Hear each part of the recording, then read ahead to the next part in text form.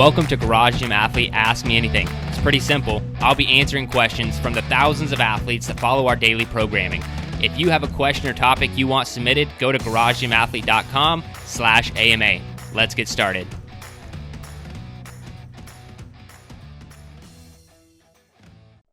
What's up, ladies and gentlemen? Jerred Moon here from Into 3 Fitness, and welcome to a Garage Gym Athlete Ask Me Anything. This week, we have a question from Cindy.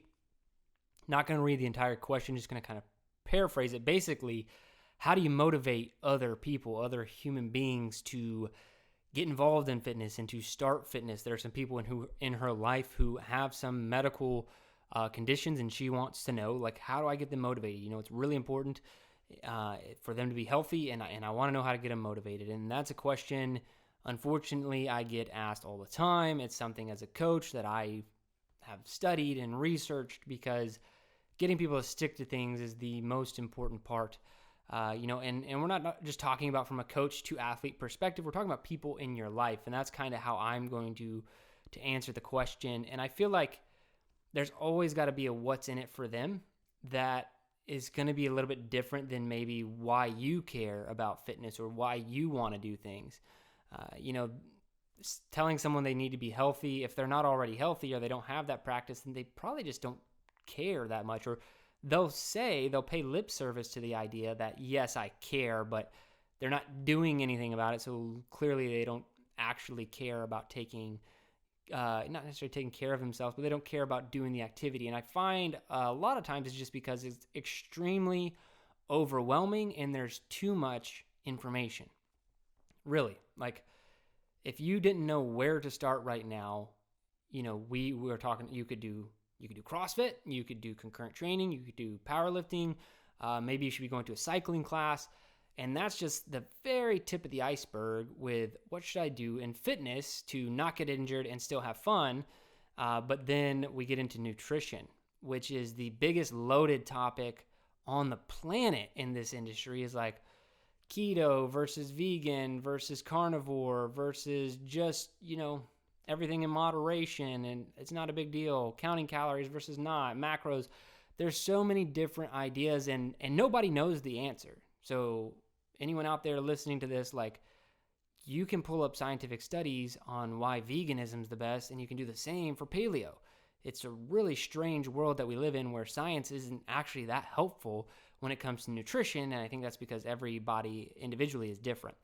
And so that's a lot to unpack for one person. You don't know where to start. There is no concrete path for any one person to follow, because everything can be effective differently for each person. And so you really need to break things down, chunk it down to as small as you can get it. And I typically start with, if I'm trying to get someone motivated, it's not approaching from this, you need to do this because it's good for you. Those things aren't going to work. And even if they did, it would be for a short amount of time, because that person is not intrinsically motivated. And I feel like that's what you need to figure out with any person in your life who needs to get motivated, is you need to find out what intrinsically motivates them at a real level. Because if someone wants to lose 20 or 30 pounds, that's typically extrinsic motivator. When things get tough, they need to wake up earlier, the workout gets hard, or in the nutrition they don't like it. Extrinsic motivators aren't there to keep you going. You need something really intrinsic. So asking people why, multiple layers deep. I have to go 5 layers deep with someone. Like, why do you think, fitness or health is important? What's their answer to that question? Then after you have that answer, be like, okay, why is that important? Why do you think that's important? And just keep going down. You can do this in almost a natural style conversation, trying to dig to their biggest root of why they should be healthy. And you'll find everyone has like these very different answers when you get all the way down to the root cause, or why anyone's doing anything. And it might not resonate with you at all, but that's fine. You just need to help that person uncover their intrinsic motivators. There's a lot of research on the self-determination theory, and they say that you need something that is an intrinsic motivation, but also when you're talking about actual selection of exercise, it's something that is fun for the individual, but it's also something that they can develop skills in and get better at. So like walking is a very easy thing. It's great if everyone could just go for a walk every single day. It's awesome. But the reason that's not motivating for a lot of people is because, one, walking typically is not fun. And two, there aren't a lot of skills to develop in walking. You're not trying to get better every single time you do it. You're not reading articles and blogs or listening to podcasts about how to become a better walker. Those things aren't happening. So when you're talking about exercise selection, you need to get into, okay, what's fun for them? Where can they continue to develop skills? But again, it's specific to that person, not just your idea. So finding that intrinsic motivator for them, helping them with the exercise selection, and then going down to the smallest little thing that you could possibly do to, see change, precipitate change in a human being. And what I mean by that is going all the way back to what I said at the beginning. It's incredibly, health and fitness, nutrition, incredibly overwhelming. You don't know what to do, where to start. But we do know there might be one or two good habits we can pick up. Typically, one is what I recommend. One habit they could pick up now after you've gone through this process of finding out why they're motivated, maybe what gets them going, because it might be different than what you do. And then also maybe helping them with exercise selection that's fun and that they can get better at. But then only giving them one thing to do. Only one thing. Not this dramatic. If you got someone motivated, it's not like, okay, great, we're going to redo the whole diet. You're going to start exercising 5 or 6 times a week, because that typically doesn't work for people. You need real behavioral change, and that starts very small. So, it could be, we're going to have one healthy meal per day over the next week. That's it. We're not even talking about fitness yet. We're not talking about the best exercises to do. We're not talking about the right diet. We're just talking about, hey, in this meal, can we get some vegetables and a good, clean source of protein in there? And that's it. We can do this at least once a week.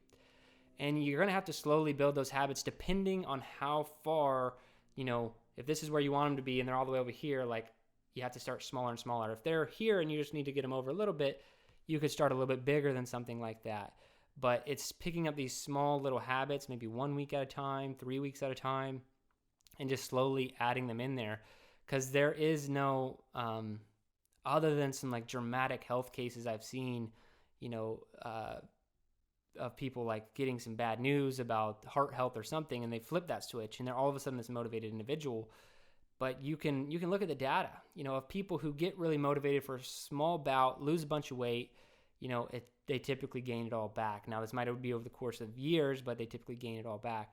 And it's the same with people who have like had heart surgery, and they there are studies done on individuals who, they have a heart problem, they go in for heart surgery, they need to make all these changes. They do for a short amount of time, but if you watch them over enough years, they've reverted back to all of their old ways, and that's because human behavior change is really hard. It takes leadership, and it takes a really small dent, one at a time, to get people to move in a different direction.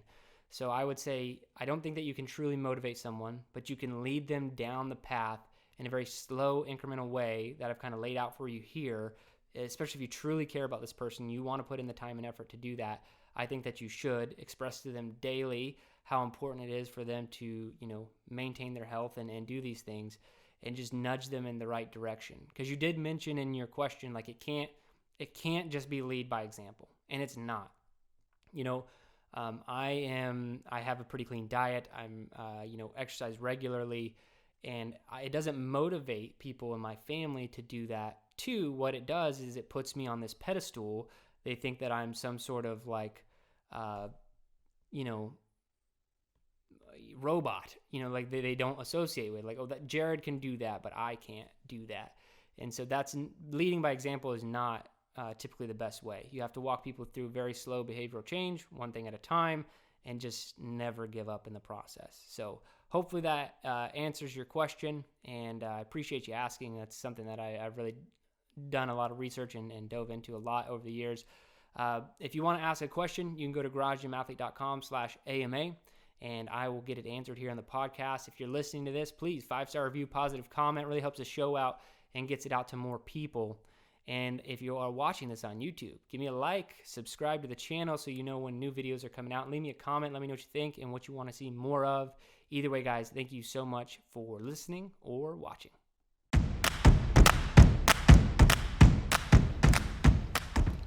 hope you enjoyed today's Ask Me Anything episode. So one more time, if you want to submit a question, topic, or idea, you can do so at garagegymathlete.com/AMA. And hey, while you're there, if you haven't already, sign up for Garage Gym Athlete membership. We are the best community and programming on the internet. I dare you to try and prove me wrong.